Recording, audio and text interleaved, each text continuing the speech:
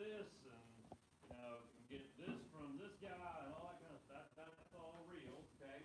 We're not going to really talk about estrogens because, for the most part, the one that we actually use is ECP that we talked about one day last week, estradiol cypionate, which you have to buy compounded. It's no longer really produced in this country, to my knowledge.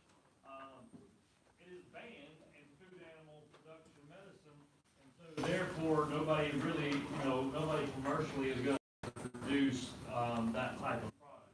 There's definitely people using it. There will people come into your clinic if you do food animal. They will want estradiol to help synchronize their cows. Don't give it to them. Don't. You will not finish your career in this country if you do try to do those types of things. Okay.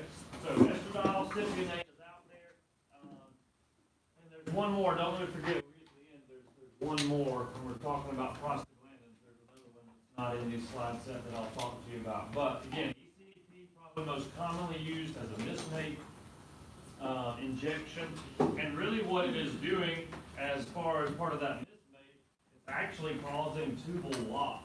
So that conceptus actually never makes its way down into the uterus to actually go past conception and a few cellular divisions. So it ends up dying in the fallopian and uterine tube. But throw estrogen at a creature, there's going to be a lot more other consequences than that. Pyometrus, bone marrow suppression, death, things like that can happen. All right, so GnRH, what did we say GnRH is like? If we give an animal a dose of GnRH, it's like doing what? Pushing reset on the whole HPG axis. Good. And if we're giving a dose of GnRH, it's really like giving a dose of this and what? FSH and LH, because you are going to put in a bunch of GnRH. Its target organ is the anterior pituitary, and anterior pituitary hormone production is FSH and LH are going to add trophies. Okay, so we give GnRH, we're pushing reset. It's just like tickling the anterior pituitary gland and releasing a whopping dose of LH or FSH. Cystareelin, however you want to say it, up there on the top. That is a labeled bovine product. That is an injectable product. There are others out there. It's the most common one. And we use it in cattle. Fairly common to aid in the treatment. So two things, all right? Who knows what we use cystareelin for probably most commonly in cattle? Yes. You say superovulation? Oh, well, probably, yes. Probably as part of that protocol. But simpler than superovulation. Ovulation synchronization. Almost, when we talk about ovulation synchronization, almost every protocol starts off day 0, give a dose of GnRH. Because we want to push reset on the whole system. We want to get her on our schedule.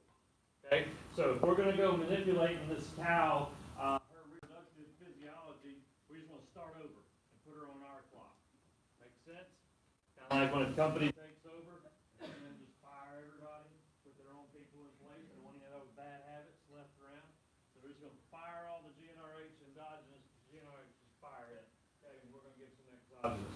All right, desmoreelin, trade name Supermate. This is a product that we're going to give to mares. And you may see some people try to cross those products over. I don't recommend it. They have labels for a reason. Give cows the cow stuff. Give horses the horse stuff. By nature, anything that is labeled for a horse will be far more expensive. Plain and simple. And your clients can come into your clinic. For instance, if I got a client that needs some oxytocin to go home for a cow to help her clean up postpartum,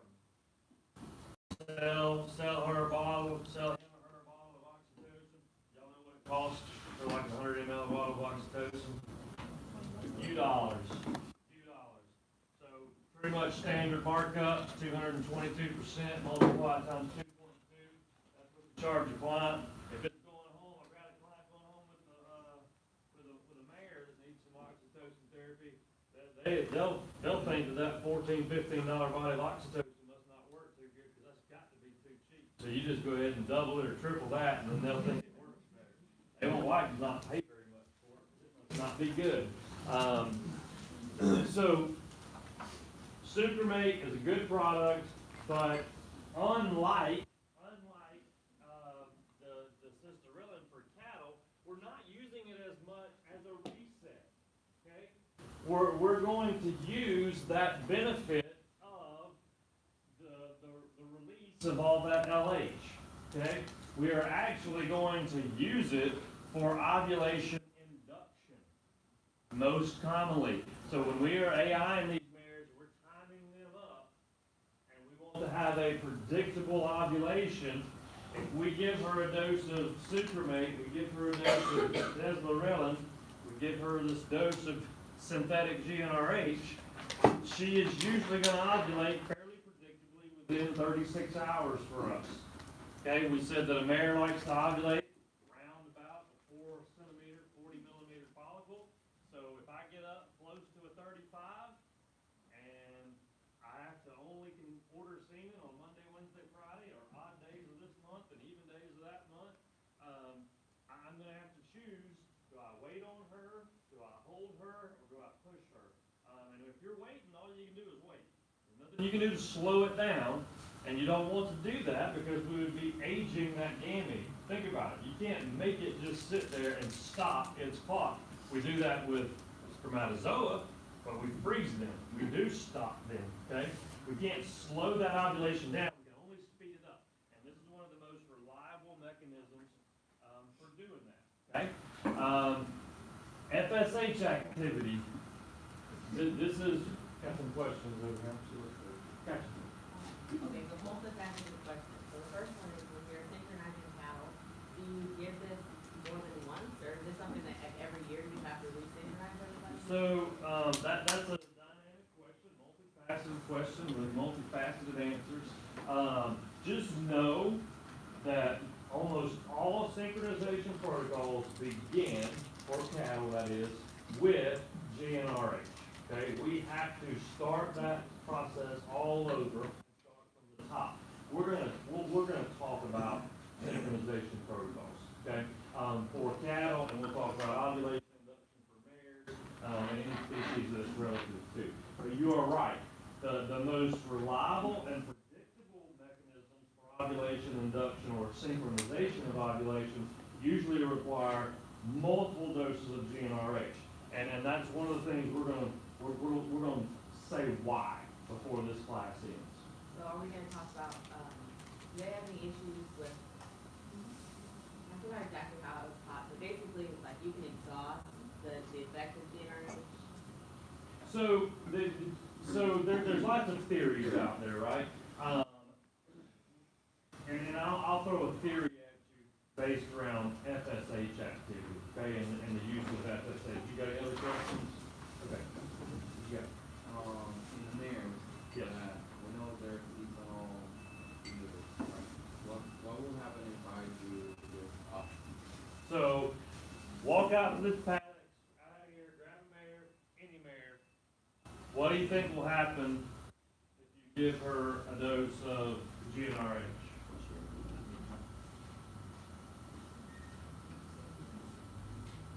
Anybody want to take a guess? You don't want to guess, or right now, like, let's all go out there and we'll grab a dose of GnRH off my truck. Pick one of those mares and give her a dose. Are we gonna put it on the label? No, we're just gonna give her a dose. It's not gonna do anything because that entire system is being controlled by another mechanism. All right, and that mechanism is based on the pineal gland, the superoxide chiasm, and melanin production. Okay, and because the days are short, she's shutting that thing down. And so it doesn't matter if she's making it or if somebody else is giving it to her, that system is shut there's an overriding mechanism on her entire system. Same thing with the stallion. Stallion's doing the same thing. He can still ejaculate right now and produce sperm, but it's not going to be the level at which he does during the breeding season. Okay? So many international stallions, Pasapinos, they love to go to South America and get their world title, and then they jump up here into the other hemisphere and extend their breeding season. It shows usually in late fall. It was not uncommon for me to breed Pasapinos the week of Christmas because they were all coming straight from South America from the World Grand Championships. And I've bred a lot of mares to the new World Grand Champion the week of Christmas, sometimes Christmas Day, because they had just come out of quarantine in Miami. They're coming back to South America. They've been in the Southern Hemisphere, and it's still, it's heating up, out there, so they're really hot and active, and they can come back here, and it'll take them a month or so, to shut everything down. So I'll try to breed those mares, a week at Christmas. Yes. So like, probably what was that change, because there was not a drastic change in light and stuff like that? So the closer you are to the equator, the less seasonal it becomes. Okay, so it can be more steady at that point? They will, it matters to them, it may not matter to us, Yeah. but that pineal gland and melatonin production is far more sensitive than we are, because we actually close the lights, shut the lights off, close their eyes, sleep, and all that kind of stuff. And they don't, they're gonna take a couple of naps a day and that kind of stuff. So, yes, the closer you are to the equator, the less important that becomes. But there still is a variation because of the global tilt, that they get just a slight. So you can go measure the shadow over the nearest mountain ridge, and they only go to right there in this season, but it only comes to right there that season, and there's probably a month or so where it does, cause them a dip in their activity. Does that make sense? Fair enough. All right, FSH activity. Where in the world would we need some FSH activity? Why would we be giving animals FSH? Superovulation. Now, superovulation now becomes the correct answer. Mainly doing that in cattle, right? To recover embryos, make her ovulate as much as she can, inseminate her. That superovulation protocol would be part of a ovulation synchronization protocol. We're just trying to know when she ovulates and not make a monoovulatory episode. We're trying to make her, treat her like a sow, right? And have as many offspring as she can, and then we'll take those within that first week. So if you just think about it, you say, I don't really know that much about superovulation protocols, but if you understand these hormones, okay, here's the deal. I don't know every synchronization protocol out there. They come up with a new one like every other week. But if you will write it down for me or show me, that farmer really doesn't understand it either. Right? He's just got it written on the wall somewhere. And if you can show me that list of instructions, I can tell you why I think that is a good idea or not. It's that simple. Now, you've already told me when that conception goes into the uterus, day 4 or 5, right? So if someone asks you about recovering embryos, when would we most likely recover embryos? After day 5, right? So we're probably going to give them a couple of days. We want that CL to probably be nice and rocking. So we're going to jump in there probably day 6 or 7, recover those embryos, and at the same time, what do your donor cows have to be doing? What are your recipients? I mean, not the donors. What is the recipients, mare or cow? She needs to be in the same spot. And actually, we may fudge it and let her slide another day or 2 into diestrus so that she's really making some progesterone. So it's where we may take those things at 6 or 7. We may, our cows that are going to be recipients, we may have started them a day or 2 ahead of our donors so that we know that they are really in diestrus. Because do you think that embryo cares if she's on day 7 or day 12 of diestrus? No. As long as it's really in there before day 14, 15. right? So it can pick up, it can develop enough to emit that interferon tau. Okay, so you think you don't know anything about superovulation protocols, but you really do. Okay, you just need to see it written down and go, oh yeah, they told us about that. We know that. Okay, so this is where I think we run into the situation of exhaustion of resources. Remember, we said that every female mammalian is born with her entire primordial pool of oocytes. If we are asking her to do years worth of ovulations in one cycle, do you think we could make her run out? I really do think that you can. I don't think I've seen it with active donors, but what I think I've seen is cows that they're done flushing this cow, and she's still in the herd. We love her. She's made a bunch of money. Most of the herd are her direct daughters, and she's just going to live fat and sassy in the barn. And God forbid we actually make her deliver a calf and work, and so she looks like a hippopotamus. And she probably couldn't push out a calf if she had to. Don't even know what kind of mother she is, but she has 7,000 daughters, and then she's 10 or 12 years old, and maybe they decide to sell her. Somebody's all super excited, man. This is the grandsire or granddam of all these, and they go to flushing her, and guess what? She won't ovulate. She's only 10. If she was out in the pasture, I'd be thinking about getting rid of her, but heck, she's never actually had a calf, so, things should still be working. They're not, because you made her go through a lifetime of ovulations in the 2 years that you flushed her. I don't have, some document to produce to y'all and who wrote that article. That's kind of veterinary medicine according to this guy. But do you follow my logic? That's what I believe does happen. And just like with primates having menopause, my mentor, Dr. Carson, I don't know if you call it estrapause or what, but he had a bunch of show cattle, and they would live, to be 20 years old, and they're out there with the bull, and they've been out there with the bull for the past 5 years, and she ain't got pregnant, nor has ever seen the bull try to mount her, so she probably ran out of ovulation.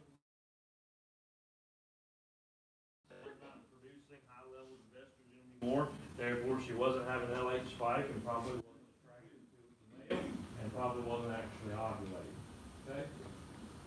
All right. LH activity. Yes? So does the body know once the ovary has run out of follicles to then stop cycling with the estrogen? So if you run out of follicles, where's the estrogen coming from? From the follicle. Makes sense? But what's always going on? Drip, drip, drip. Drip, drip, drip. But if our functional, physiologic dose of estrogen is actually coming from the follicle, and we run out of follicles, then there is no estrogen. That makes sense? And even if you give her, you put her through a synchronization protocol, there's no follicles. There's no follicles. She behaviorally will respond to whatever hormones you're flooding her system with, but you'll never get the product of intention, which is a fertilizable ovulation. Follow that logic? So, if we give an animal an exogenous dose of hormones, you need to be thinking, what is this actually doing to this animal? And you need to be thinking, what will this actually do to me if I unintentionally inject myself instead? Okay? Everybody here got a hypothalamus? Everybody here got some kind of gonad? I don't care what you identify as, I'm just asking, do you have those parts? Because if you do, regardless of wherever we land on the spectrum, something's going to happen to you. Okay? You need to be aware of that. So, LH, HCG, you can see it up there, human chorionic gonadotropin. Where does that come from? Humans. Excellent. Powers of observation. Never let them fail you. What else? What'd you say? Placenta. What part? The chorion. Powers of observation. The human chorionic gonadotropin. Yes. Choreo. We have choreo allantois, right? That original chorionic membrane. Somebody asked me, what is it that you're actually talking about when you're palpating a membrane slit? Choreo allantoic membrane. The very first part of the placenta that's leaving each side of that embryo, trying to traverse all the way out to the tip of each horn. I'm actually feeling the very first part of the placenta that is formed prior to attachment. Okay? So they take ladies' placentas and they extract this out of it and they put it in that bottle that we can inject it. Sometimes some nut jobs put it in some herbal supplement and you can go buy it and they tell you you can lose weight. Don't know about all that. Don't know about all that. But you probably will make a CL if you take the injectable form of it. I don't think anything happens if you take the oral form of it. You want to know why? Because it's not bioavailable. Your stomach will tear that right up, and then nothing is going to happen. Now, whatever other crap they put in there that is bioavailable through digestion is going to do something to you. But the FDA didn't approve it. Not that I trust the FDA entirely, but that is my first standard for things I put in my mouth. All right? So, LH. We give something LH, what's going to happen? You're going to lutinize something. So what are the two ways? Give me, what's the most common way that we could lutinize something?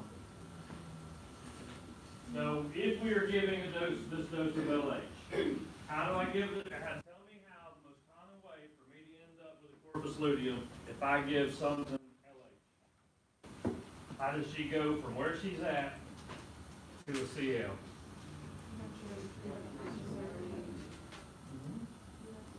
Maybe I'm not asking a good question. Ovulation. Yes. The most common way to develop a corpus luteum is through ovulation. If she's got a follicle somewhere that's in that selective phase, we give her enough LH, we can mature that follicle and ovulate.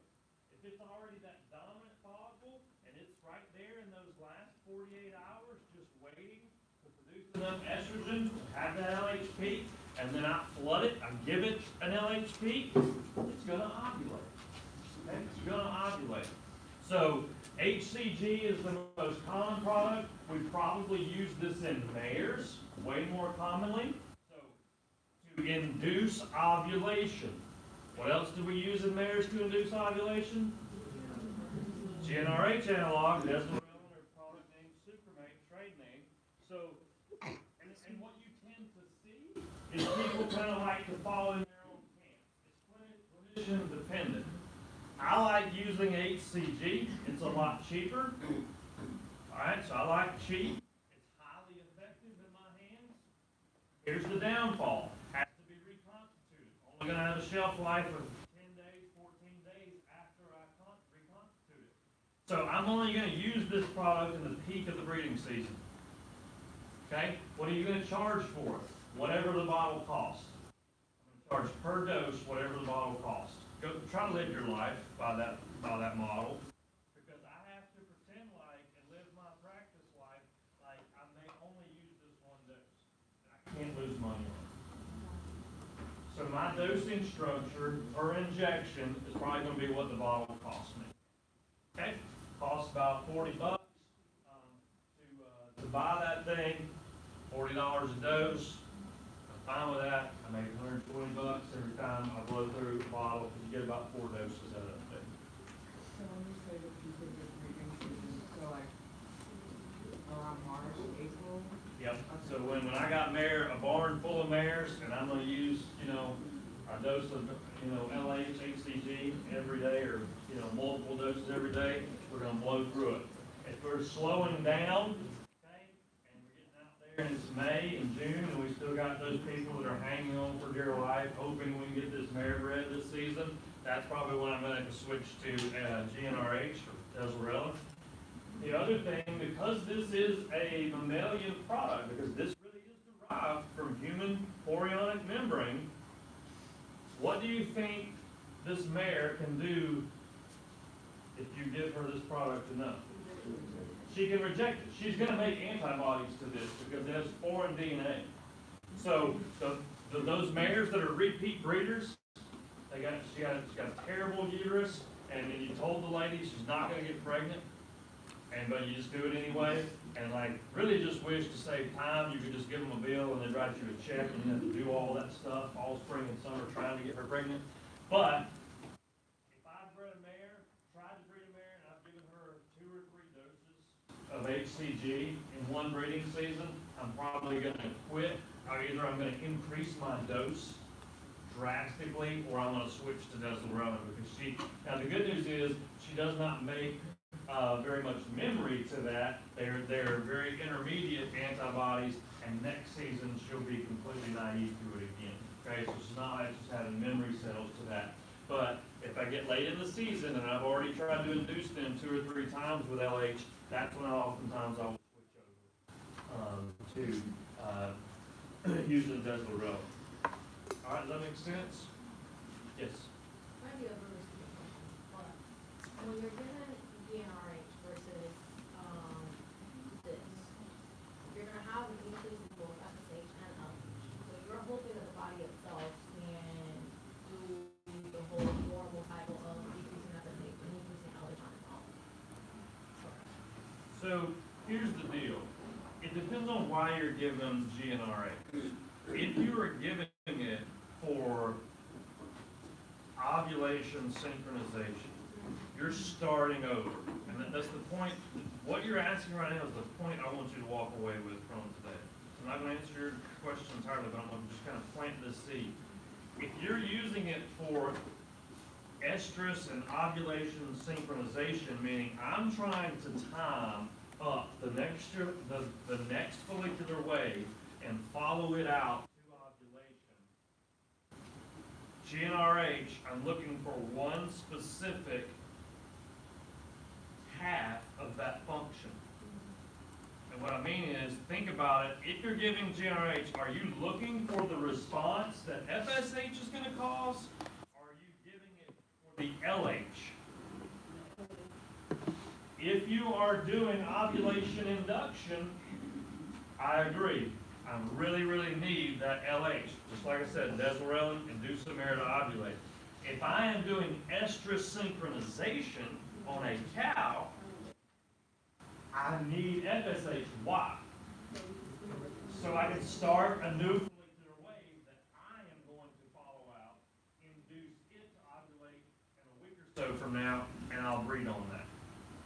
So estrus synchronization and ovulation induction become 2 different things. Ovulation induction often is a part of estrus synchronization, but not always. We can sync up that estrus cycle to know it will predictably land in a window of time, and we can simply breed on heat. We can observe for estrus, okay? And that conversation's for a different day and different time. What I'm really trying to drive home here is that if I give GnRH, what am I really looking for? Did I need a dose of FSH, or did I really need a dose of LH? Okay? So, if you really only needed a dose of FSH, could you have used Baltropin? Possibly so. Just give FSH. If I only needed LH, could I have just given a dose of LH?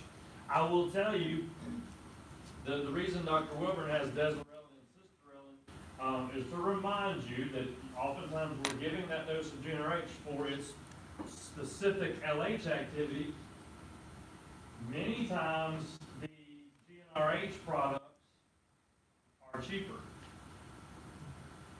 So, because they're pre-packaged, they have a very long shelf life, as opposed to LH, okay? But we're kind of like shooting with a shotgun, right, by giving this dose of other effects to happen. So don't be surprised that if I'm trying to do ovulation induction with GnRH versus ovulation induction with LH, which one do you think is going to offer the more timely, predictable ovulation? LH. Why? Because all she's waiting on is LH spike. If I give GnRH, I've got to talk to the anterior pituitary about it. He's got to get on board with it, and then we got to release some GnRH or some FSH and some LH. Does that make sense? So if we're talking about ovulation induction using GnRH, that window probably expands out there to more, like 24 to 40 hours or something like that. As to where with LH, most of the time, if she's got a 35 millimeter follicle, and I give her a dose of LH, she is going to ovulate within 24 hours. I can make it happen, Kevin. What is after we built? That's after we knew it was there, and we've been watching it all week long. That's that one mare on that day that we said, I'm going to make you ovulate, and I need you to ovulate tomorrow by lunch, because I'm ordering semen right now, and it's going to be here at 1 o'clock. And I want you to ovulate after lunch tomorrow. So as soon as they call me and say, Dr. Loveday, your semen has been collected, and here's your FedEx number, it has been dropped off to the courier.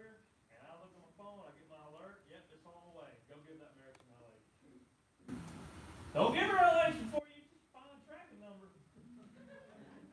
They may jack around and not give you any semen. And then we can try to wait on her. Right? We'll trick her, we'll put her in dark clothes until they get here. But you follow what I'm saying there, okay? If I understand what I'm doing, I've got options. Otherwise, y'all are just reading some treatment protocol I gave you in junior repro class.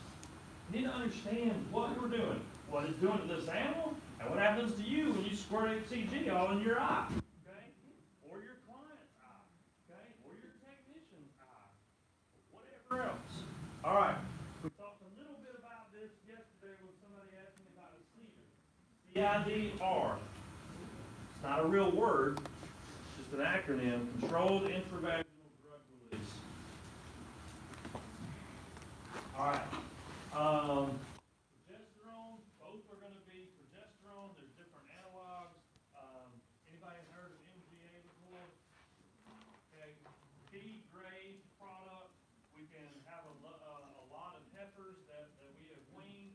We now want to synchronize them. We can start feeding them MGA instead of putting in a vaginal implant. We can treat a herd or treat individuals. Okay. Regimate Altrinagest is going to be the mare product. You're going to send a lot of this stuff home. If somebody's mare's worth enough money, they expect her to stay on progesterone until she falls. I just quit breeding those mares. I just don't have the patience for it. I don't think we need another one of her that bad for me to have to deal with all that stuff. But you'll do it, okay? You'll do it. The good news about Altrinagest that you can detect. If you were to pull a serum progesterone, they can differentiate Altrinagest from real progesterone. So my point in saying that is you can now prove to clients whether she does or does not need Altrinagest. I can pull progesterone at such and such number of days. If she has a real progesterone level of this, then I don't need all that Altrinagest. Now, if she just wants to keep buying it and keep my inventory, current, that's fine too. All right? But she needs to wear gloves. You need to warn her of all the same things that can happen. Okay? And we're trying to help her maintain that pregnancy. That's the most common use for it in mares is to help her maintain a pregnancy. We are going to assume that she has some insufficiency to produce progesterone on her own early on in that pregnancy. With cattle, we're using it typically for estrus synchronization. Very rarely do we ever have to help the cow maintain that pregnancy. Okay? Most mares will get pregnant. Very large force of them will not remain pregnant. That's the problem. You have a question? Well, would you simply take it for like, let's say like, For placental insufficiencies, mare gets sick, stressed out for any other reason, yes, if you got a pregnant mare coming in your hospital, she's worth anything, she's gonna go on regiment. So she gets over her, her stress, or if she's a certain days to go, just put her on it and keep her on. She's doing fine lifestyle. But again, you can check that now if you really want to know. No, it's pretty cheap.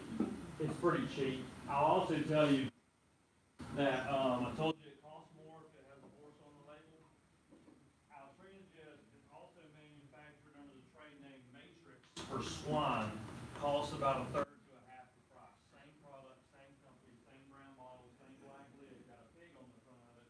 Costs retail price one half to one third the amount of original. Question up here.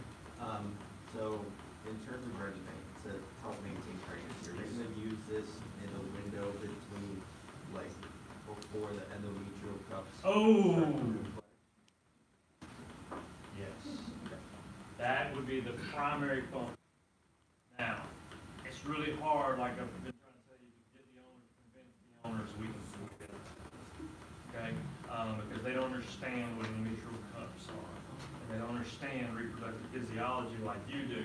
And again, now we can test for it. We can pull progesterone, we can send it off, and they can tell us what the altrinagist is doing and what metabolizable form of progestogens actually come from giving exogenous altrinagist, and what her endogenous progesterone levels actually are.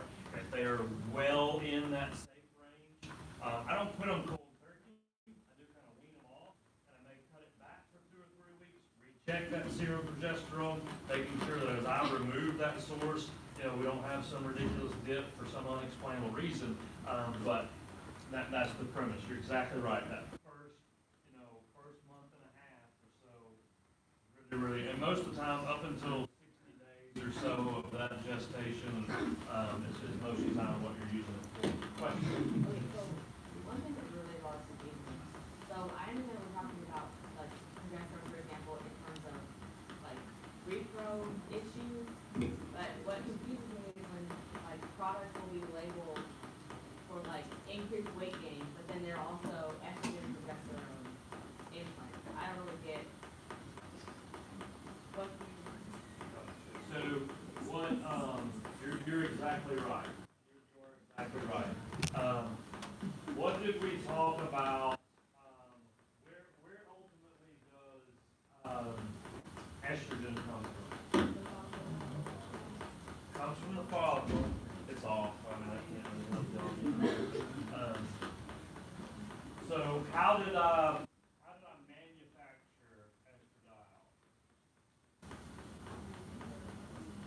Remember, we grabbed some cholesterol from circulation that those theca cells, actually using LH, were able to convert that cholesterol to what? Testosterone, right? Okay, and we talked about how testosterone is very commonly converted back and forth between estrogen, and then there's actually the reverse of that. So growth promoting implants, okay, are an injectable form. You do subcutaneous pellets, slow release, much like a cedar would work, very slow release type product. And we are typically using the opposite sex steroid because put into a high supply in the wrong sex, that estrogen will be converted to testosterone for that bioavailable time, allowing that steer to think he still has testicles and lay down more muscle than he would be capable to. Okay? Now, listen, I'm going to get off on a soapbox. What time is it? Because you're going to be distracted. Please understand what is happening in our food chain. People are going to ask you, I don't care if you own a canary-only clinic, people are going to think that you are the authority on animals. People call me all the time, asking me what to do with their pet gerbil. Get another one! Did the store close? No, you go back and you get another one. That's what you do.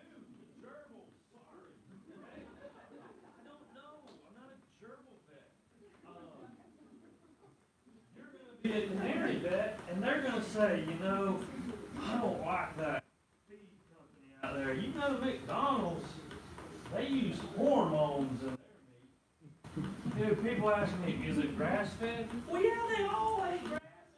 That's what they do. They eat grass. Okay, so we're gonna implant this steer. We may even implant a hormone, a heifer with male hormones or even progestogens, so that she will have a substrate that her body will recognize. I don't need that. What do I do with that? I break it down and I convert it into some other molecule, which is often testosterone, right? So we're using them as substrates because there are no gonads anymore. The liver is responsible for metabolizing all circulatory sex steroids. So it all gets broken down in the liver. It all gets poo-pooed out, okay, on the ground, and it's fine. And by the time we eat a hamburger, that little steer has not had any hormones for probably a calendar year. Probably has not had any of those exogenous hormones in a calendar year. But what it allowed him to do was to gain just as much muscle mass as a bull would, okay, mimicking that pubertal dosage of testosterone. Now he gains all that muscle mass. We ship him off to the finishing guy where he's just pouring out the corn, pouring out that grain. He's going to lay down all that fat in between all of those muscles that we want to consume. And guess what? Fat is flavor, and it tastes good. Okay? If you don't want to eat it, that's fine. More for me and my family. I already got high cholesterol. Ask me if I eat a lot of red meat. Yes, I do. Are you going to need to work on that? I'm actually trying to get into the cattle business so I can eat more red meat. That is my plight in life. So be it. Okay? My point here is when you go to Chipotle and you walk in there and say, I want some farm fresh pork carnita that has no hormones in it, just like the sign says up there. You think that knucklehead over there across the counter knows where in the world that pork came from? No, he don't. He probably thinks the pork comes from a pig. It comes out of that bag that he dumps it out of, but it was frozen in the bag. That's all they know. So, listen, raising pigs out on grass is the most inefficient thing that you can possibly do. It just don't work. Okay? Now, maybe does the sow need a little bit bigger crate? I can deal with that. But you know what happens when you give mama a little more room? She kills a lot more of her babies. So who's mean now? The people that have little cages or the people that have big cages? Chickens don't lay a lot of eggs and just let them roll around and be happy. You know why? Because they're actually not happy. They're worried about how in the world am I going to find a reliable source of food and not be attacked by other animals across the world. Okay? Don't personify everything.